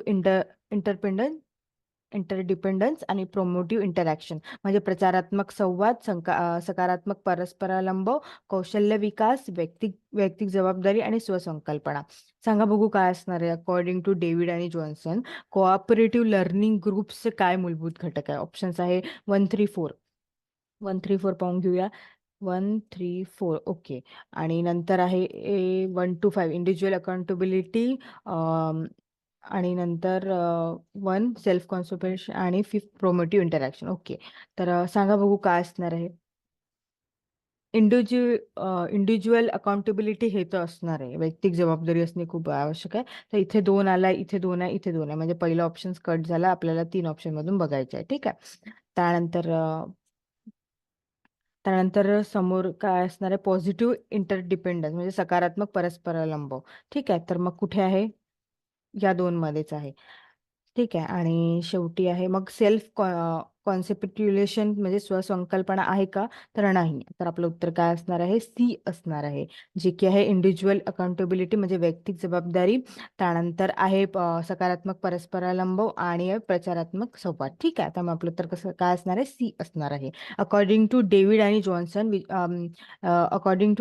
जॉन्सन, वैयक्तिक जबाबदारी, सकारात्मक परस्परावलंब आणि प्रचारात्मक संवाद हे महत्त्वाचे आहे. ठीक आहे. मूलभूत घटक आहेत. समोरचा प्रश्न आहे, arrange the following components of a research paper written in a APS style in the correct order. APS शैलीमध्ये लिहिलेल्या शोध निबंधाचे खालीलपैकी घटक योग्य प्रमाणे लावा. आखटे दिलेल्या पद्धती, प्रायोरीचे टेबल्स, परिणाम असं सगळं दिलेलं आहे. तर सांगा बघू काय असणार आहे? तर पहिले काय असते? पहिले असते इंट्रोडक्शन. ठीक आहे. त्यामुळे इथे सगळ्यांनी इंट्रोडक्शन दिलेलं आहे. त्यानंतर काय असते? त्यानंतर असते मेथड. ठीक आहे. मेथड असते त्यानंतर. त्यामुळे आता इथे 3 याच्यामध्ये 2 आलेला आहे, पण याच्यात नाही आलेला आहे. ठीक आहे. मेथड नंतर काय असते मग? मेथड नंतर असते रिझल्ट. त्यामुळे या 2 मध्ये रिझल्ट आलेला आहे. त्यानंतर त्यानंतर काय आहे? त्यानंतर आहे टेबल्स आणि नंतर आहे आकडे. त्यामुळे आपलं उत्तर काय असणार आहे? बी असणार आहे. हे एपीएस स्टाईल आहे. ठीक आहे. आपण व्हिडिओमध्ये मध्येच प्रश्न विचारत असतो. एपीएचा फुल फॉर्म तुम्ही नक्की कमेंट सेक्शनमध्ये सांगा. आणि कमेंट सेक्शनमध्ये सांगा. आणि आपण जर का 15 प्रश्न घेतले असेल व्हिडिओमध्ये, तर 15 पैकी तुम्हाला किती उत्तरे आली ते कमेंट सेक्शनमध्ये नक्की कळवा. ठीक आहे. समोरचा प्रश्न आहे, स्टेटमेंट्स दिलेले आहे. यावेळेस नक्की सेटमध्ये आणि नेटमध्ये स्टेटमेंट्स खूप येणार आहेत आणि असर्शन रिझन खूप येणार आहे. त्यामुळे नक्की क्वेश्चन्स व्यवस्थित वाचत चला. तर इथे काय दिलं आहे? 2 स्टेटमेंट दिलेले आहे. Snowball sampling is a type of random sampling. म्हणजे स्नोबॉल सॅम्पलिंग हा यादृच्छिक नमुना घेण्याचा प्रकार आहे. ठीक आहे. आणि सेकंड स्टेटमेंट आहे, स्नोबॉलचे नमुने घेणे उपयुक्त ठरते जेव्हा सहभागी लोकांपर्यंत पोहोचू शकत नाही. तर काय आहे? Both statement 1 and 2 correct. Both statement incorrect. 1 is correct, 2 is incorrect. Statement 1 is incorrect, statement 2 is correct. सांगा बघू काय असणार आहे? तर snowball sampling is helpful when participate belongs to hard reach group. हे काय आहे? हे बरोबर आहे. ठीक आहे. आणि snowball sampling is a type of random sampling हे चुकीचं आहे. त्यामुळे स्नोबॉल हे काय आहे, स्नोबॉल सॅम्पलिंग ही नॉन प्रोबॅबिलिटी सॅम्पलिंग आहे. ठीक आहे. त्यामुळे आपलं पहिलं उत्तर इनकरेक्ट आहे आणि दुसरं आहे करेक्ट. त्यामुळे आपलं उत्तर काय असणार आहे, डी असणार आहे. ठीक आहे. Snowball sampling is a non probability sampling. आणि स्नोबॉलमध्ये काय आहे, तर ते जेव्हा नमुने घेणे उपयुक्त ठरते जेव्हा सहभागी लोकांपर्यंत ते पोहोचू शकत नाही. ठीक आहे. म्हणजे पोहोचू शकतात पण हार्ड टू रीच असतात. ठीक आहे. समोरचा प्रश्न आहे, one of the cool media of communication is. संवादाचे एक छान माध्यम आहे प्रिंट, टेलिव्हिजन, फोटोग्राफ, रेडिओ. सांगा बघू काय असणार आहे. तर ते आहे टेलिव्हिजन असणार आहे. ठीक आहे. त्यामुळे आपलं उत्तर आहे बी. ठीक आहे. त्यानंतर समोरचा प्रश्न आहे, in mass communication print is considered as. म्हणजे मास कम्युनिकेशन म्हणजे प्रिंटला काय मानले जाते, folk media, electronic media, mechanical media की ऑर्डिनरी मीडिया. सांगा बघू काय असणार आहे. तर मास कम्युनिकेशनमध्ये प्रिंटला मेकॅनिकल मीडियम मानलं जाते. ठीक आहे. ते तुम्ही नक्की लक्षात ठेवा. आपलं उत्तर काय असणार आहे, सी असणार आहे. ठीक आहे. त्यानंतर समोरचा प्रश्न, which of the following are the characteristics of a interactive communication. तर खालीपैकी कोणते परस्पर संवादाचे वैशिष्ट्य आहे. It is decentralized, it is a state control, it is a highly centralized, it is a two way communication, it provides universal citizenship. म्हणजेच की हे विकेंद्रित आहे, हे राज्य नियंत्रित आहे, हे अत्यंत केंद्रीकृत आहे, हा दुतर्फा संवाद आहे आणि सार्वत्रिक नागरिकत्व प्रदान करते. तर ए 1 2 3 ओनली, बी 2 3 4, 3 4 5, डी 1 4 5. सांगा बघू काय असणार आहे. इंटरॅक्टिव्ह कम्युनिकेशन विचारलेलं आहे. काय विचारलेलं आहे, इंटरॅक्टिव्ह कम्युनिकेशन. तर इंटरॅक्टिव्ह कम्युनिकेशन हे नेहमी विकेंद्रित असते. ठीक आहे. त्यामुळे आता मी मी तर सांगितलं तुम्हाला, तर या दोन मधून तुम्हाला उत्तर शोधावं लागेल. सांगा बघू काय असणार आहे. मग ते स्टेट कंट्रोल असते का इंटरॅक्टिव्ह कम्युनिकेशन, की ती हायली सेंट्रलाइज्ड असते. ते काय असते, ते टू वे कम्युनिकेशन असते, दुतर्फा संवाद असतो त्याचा, आणि इट प्रोव्हाइड्स युनिव्हर्सल सिटिझनशिप, हे सार्वत्रिक नागरिकत्व प्रदान करते. त्यामुळे आपलं उत्तर काय असणार आहे, आपलं उत्तर असणार आहे डी 1 4 5. ठीक आहे. ते इंटरॅक्टिव्ह कम्युनिकेशनमध्ये नक्की लक्षात ठेवा की ते विकेंद्रित असते, त्यानंतर ते दुतर्फा संवाद असतात आणि ते सार्वत्रिक नागरिकत्व प्रदान करते. ठीक आहे. इट प्रोव्हाइड्स युनिव्हर्सल सिटिझनशिप आणि it is a two way communication. ठीक आहे. ते नक्की लक्षात ठेवा. समोरचा प्रश्न आहे, which of the following communication make classroom interesting. तर हा भरपूरदा क्वेश्चन विचारलेला आहे आणि हा भरपूरदा विचारला गेलेला आहे आणि अशा प्रकारचे प्रश्न विचारतात फिरून. त्यामुळे नक्की व्यवस्थित अभ्यास करा. तर क्लासरूम इंटरेस्टिंग कधी म्हणते, जेव्हा many many asides while speaking, fruitful discussion, use of relevant transitions, finding out the correct content, pressuring the student with authoritative command. हे तर नक्कीच नसणार आहे. हो की नाही. पाचवा तर नक्कीच आहे, नाही आहे. त्यामुळे हे दोन कटले. या दोघांमधून असे ऑप्शन्स आपण कट करत जायचे जर का आपल्याला नाही येत राहिलं तर. ठीक आहे. मेनी असाइड्स वाईल स्पीकिंग पण नाही आहे, त्यामुळे आपलं उत्तर काय असणार आहे. मग आता एक पण कटला, त्यामुळे आपलं उत्तर काय असणार आहे, बी असणार आहे 2 3 4. Fruitful discussion, use of relevant transition and finding out the correct context. ठीक आहे. त्यामुळे आपलं उत्तर काय असणार आहे, बी असणार आहे. संदर्भासहित आपण जे करेक्ट करतो ते, आणि रिलेव्हंट यूज करतो. काही टॉपिक आपण शिकवायचं असेल तर आपण रिलेव्हंट सांगतोय, आणि डिस्कशन पण खूप करावं लागतं. त्यामुळे ते क्लासरूमला काय करतात, इंटरेस्टिंग करतात. त्यामुळे आपलं उत्तर काय असणार आहे, बी असणार आहे. ठीक आहे. नंतर समोरचा प्रश्न आहे, इथे पण स्टेटमेंट आले, the new technology have brought in a market specific communication. म्हणजे नवीन तंत्रज्ञानाने मार्केट स्पेसिफिक कम्युनिकेशन आणले आहे. त्यानंतर स्टेटमेंट 2 आहे, the second media age has made the interactive technology of communication to change the mediascape. म्हणजे दुसरा माध्यम युगाने मीडियास्केप बदलण्यासाठी संवादाचे परस्पर तंत्रज्ञान बनवले आहे. तर both 1 and 2 true, both statement are false, one is true, second is false, one is false, second is true. सांगा बघू काय असणार आहे. तर new technology have brought in market specific communication, हे बरोबर आहे. त्यानंतर second media has made the interactive technology of communication to change the mediascape, हे सुद्धा काय आहे, बरोबर आहे. त्यामुळे आपलं उत्तर काय असणार आहे, ए असणार आहे. ठीक आहे. नवीन तंत्रज्ञानाने मार्केट स्पेसिफिक कम्युनिकेशन आणले आणि त्यानंतर दुसऱ्या माध्यम युगाने मीडियास्केप बदलण्यासाठी संवादाचे परस्पर तंत्रज्ञान बनवले. ठीक आहे. नंतर समोरचा प्रश्न आहे, first it is staying out late, then it's not calling home, then wild parties, and before you know it your life will be completely out of control. Someday you will be glad that you have a lockdown which informal fallacy is committed in the above argument. म्हणजे प्रथम तुम्ही उशिरा बाहेर राहणे, नंतर phone करणार नाही, मग जंगली पार्ट्या, त्यानंतर तुम्हाला हे कळण्याआधीच तुमचे आयुष्य पूर्णपणे नियंत्रणाबाहेर जाईल. एखाद्या दिवशी तुम्हाला आनंद होईल की तुम्हाला तुम्हाला लॉकडाऊन आहे. वरील युक्तिवाद कोणता अनौपचारिक खोटारडेपणा आहे. हा ना 6व्या लॉजिकल रिझनिंग मधला प्रश्न आहे. आणि जर का तुम्ही 6वा युनिट खूप हार्ड वाटतो मला. म्हणजेच की मुलांना पण वाटतो आणि म्हणजे मी जेव्हा स्टुडंट होते तेव्हा मला खूप हार्ड वाटायचं. त्यामुळे यामध्ये जर का तुम्हाला हा चॅप्टर तुम्ही विचार करत असाल सोडायचा, तर त्यामध्ये फॅलेसीज जे आहे ना, हा टॉपिक कधीच सोडायचा नाही. फॅलेसी आणि इंडियन लॉजिक, ठीक आहे, हा कधीच सोडायचा नाही. त्यातलं सगळंच इम्पॉर्टंट आहे. पण जर का तुम्हाला हे करायचं असेल, कारण इन्फॉर्मर फॅलेसीवर नेहमीच एक प्रश्न असतोय, नेट असो किंवा सेट असो. त्यामुळे जर का तुम्ही विचार करत असाल सोडायचा, तर नक्की सोडू नका. आणि जर का हे करायचं असेल तर यातले इन्फॉर्मल फॅलेसी लॉजिक हे नक्की करा, ठीक आहे. तर सांगा बघू काय असणार आहे मग ते. Red herring, slippery slope, strawman, appeal to authority. Appeal to authority नाही आहे. मग काय असणार आहे ते आहे स्लिपरी स्लोप, ठीक आहे. तर स्लिपरी स्लोप का आहे, का बरं आहे, तर स्लिपरी स्लोपचं कसं एक लक्षात ठेवायचं, इफ देन. फर्स्ट तुम्ही असं करा, नंतर तुमच्यासोबत असे होईल, असं आलंय ना. स्लिपरी सोपमध्ये असंच होते, इफ देन. जर का तुम्ही अभ्यास केला नाही तर तुम्ही फेल होणार. स्लिपरी सोप म्हटलं तर लक्षात ठेवायचं की इफ देन येते, पण इथे कसं दिलंय यांनी थोडा ट्विस्ट दिलाय. फर्स्ट म्हटलंय, नंतर मग ते तुम्हाला कम्प्लिटली आउट ऑफ कंट्रोल असं होईल असं विचारलंय. तर त्यांनी तेच सांगितलं, आधी असं तुम्ही करा, नंतर ते तसं होईल. त्यामुळे आपण थोडं व्यवस्थित क्वेश्चन्स वाचायचे. हे अशाच प्रकारे आपल्याला थोडंसं हे करतात, ठीक आहे. त्यामुळे आपलं उत्तर काय असणार आहे, स्लिपरी स्लोप असणार आहे. स्लिपरी स्लोप आला म्हणजे इफ अँड देन, ठीक आहे. समोरचा प्रश्न, which of the following statement are logically equivalent. तर पहिला आहे, नो फिलॉसॉफर आर इंडस्ट्रियलिस्ट. म्हणजे कोणते तत्वज्ञानी उद्योगपती नसतात.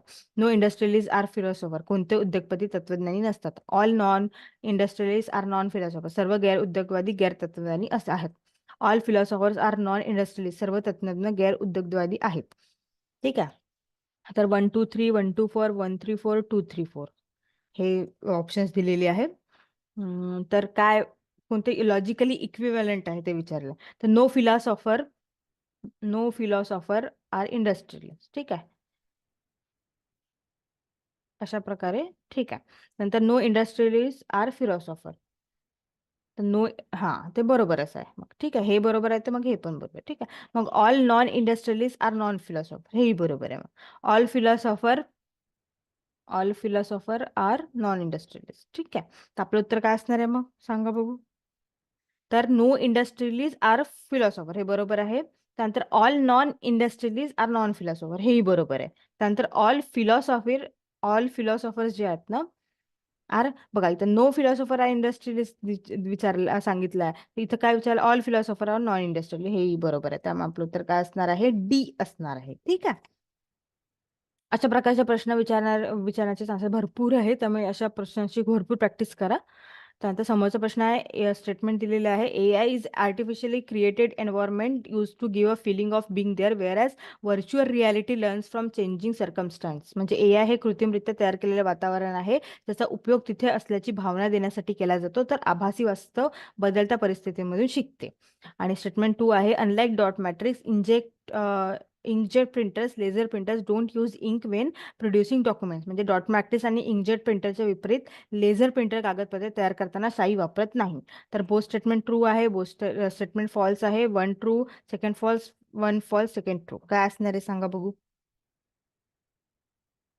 AI is artificially created environment use to give a feel. अशा वेळेस काय करायचं, ऍटलीस्ट एक जर का आपल्याला नसेल येत तर एक ह्याच्यामध्ये लॉजिक लावायचं की हे ते बरोबर आहे की नाही. त्यानंतरच मग आपण हे करू शकतोय, हो की नाही. जर का स्टेटमेंट 1 ट्रू आहे तर मग स्टेटमेंट 2 फॉल्स आहे की नाही, हे आणि याच्यामध्ये कसं दोन्ही बरोबर ओळखता आले पाहिजे, तेव्हाच आपण उत्तरे लावू शकतो, ठीक आहे. तर आपलं उत्तर काय असणार आहे मग, आपलं उत्तर असणार आहे दोन्ही जे हे आहे ना ते फॉल्स आहे. AI is artificial created environment use to give feeling of being there, हे नाही आहे. आणि unlike dot matrix, inkjet printer, laser printer don't use ink when producing document, हे काय दोन्ही स्टेटमेंट फॉल्स आहे, ठीक आहे. नंतर समोरचा प्रश्न, which of the following are the main benefits of networking computers and devices rather than using a number of standard computers. म्हणजे अनेक स्वतंत्र संगणक वापरण्यापेक्षा नेटवर्किंग संगणक आणि उपकरणाचे मुख्य फायदे कोणते आहेत. तर devices such as printers can be shared, thus reducing cost. प्रिंटरसारखी उपकरणे शेअर केली जाऊ शकतात, त्यामुळे खर्च कमी होतो. Licences to run software on networks are often far cheaper than buying licenses for an equivalent number of standalone computers. म्हणजे नेटवर्क्सवर सॉफ्टवेअर चालवण्याचे परवाने हे समतुल्य संख्येच्या स्टँड अलोन संगणकासाठी परवाने खरेदी करण्यापेक्षा बरेचदा स्वस्त असतात. Users can not share files and data, वापरकर्ते फाईल्स आणि डेटा शेअर करू शकत नाही. फोर्थ आहे access to reliable data that comes from a central source such as file server, म्हणजे फाईल सर्व्हर सारख्या केंद्रीय डेटामध्ये प्रवेश. सांगा बघू काय असणार आहे मग.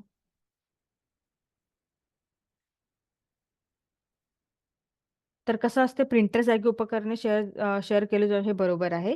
त्यानंतर licenses to run software on network are often far cheaper than buying licenses, हे बरोबर आहे. Users cannot share files and data, हे सुद्धा बरोबर आहे. त्यामुळे आपण ऑप्शन्स बघून घेऊया. ऑप्शन्स काय आहे, 1 to 4. ठीक आहे. Users cannot share files and data हे नाही आहे बरोबर. 4 जे आहे ॲक्सेस टू रिअलेबल डेटा, ते बरोबर आहे. ठीक आहे. त्यामुळे आपलं उत्तर काय असणार आहे, डी असणार आहे. त्यानंतर समोरचा प्रश्न, which of the following can B term the digital library for education. तर खालीलपैकी कोणत्या शिक्षणाला डिजिटल लायब्ररी म्हणता येते? स्वयं, मूक, नेपटेल, साक्षात. सांगा बघू. तर आपलं उत्तर काय असणार आहे, सी असणार आहे, नेपटेल. तर हे काय आहे, national programme for learning, E learning platform आहे आणि याचं फुल फॉर्म काय आहे, national programme for tech enhanced learning. ठीक आहे. त्यामुळे हे महत्त्वाचे ठरते आणि अशा प्रकारचे फुल फॉर्म नक्की विचारतात, ICT मधून विचारले जातात, जो 8वा चॅप्टर आहे. ठीक आहे. त्यानंतर समोरचा प्रश्न आहे समोरचं उत्तर आहे नेपटेल. ठीक आहे. त्यानंतर समोरचा प्रश्न आहे, the initiative is a collaborative of the scientific, engineering and academic community to carry wide grid of computational knowledge. हा उपक्रम वैज्ञानिक, अभियांत्रिकी आणि शैक्षणिक समुदायाच्या सहकार्याने संगणकीय नोट्सचा विस्तृत ग्रिड घेऊन जातो. आणि दुसरा जो आहे, हे एक मास स्टोरेज आहे, ज्याचा उद्देश डिस्ट्रीब्युटेड डेटा प्रदान करते आणि 21व्या शतकासाठी गहन उच्च वितरण संगणक उपयाची गणना करते. तिसरा आहे, the department of information technology has funded the centre for development of advance computing to deploy the nationwide computational grid. माहिती तंत्रज्ञान विभागाने देशव्यापी संगणकीय ग्रिड तैनात करण्यासाठी प्रगत संगणक विकास केंद्राला निधी दिला आहे. आणि चौथा आहे, या कार्यक्षम उच्च गती नेटवर्कची उपलब्धता नॅशनल नॉलेज नेटवर्कचा कणा बनवते. सांगा बघू काय असणार आहे. तर which of the following programme is being referred reset, म्हणजे हे जे आपण स्टेटमेंट वाचले ना, ते कोणत्या याला, म्हणजे प्रोग्रामला डिनोट करतात. तर हे जे आपण चारही वाचले ते डिनोट करतात ग्रीड गरुडाला. कशाला करतात, ग्रीड गरुडाला. या कार्यक्रमाचे ते संदर्भ आहे. त्यामुळे अशा पण प्रकारचे प्रश्न विचारले जाते, की आता बघा इथे छान स्टेटमेंट दिले आणि विचारलंय की कोणत्या याला ते संदर्भ आहे. त्यामुळे असे प्रश्न विचारण्याचे भरपूर चान्सेस आहेत. त्यामुळे व्यवस्थित वाचा आणि व्यवस्थित अभ्यास करा. ठीक आहे. आपलं उत्तर काय असणार आहे मग, ग्रेड गरुडा बी असणार आहे. आणि पेपरची बॅच घ्यायची असेल तर दिलेला नंबर व्हॉट्सअप करू शकता. ग्लोबल ऑनलाईन प्ले स्टोअरवरून डाउनलोड करू शकता. आणि व्हिडिओ शेवटपर्यंत पाहिल्याबद्दल धन्यवाद. All the best. जोमाने अभ्यास करा. थँक्यू.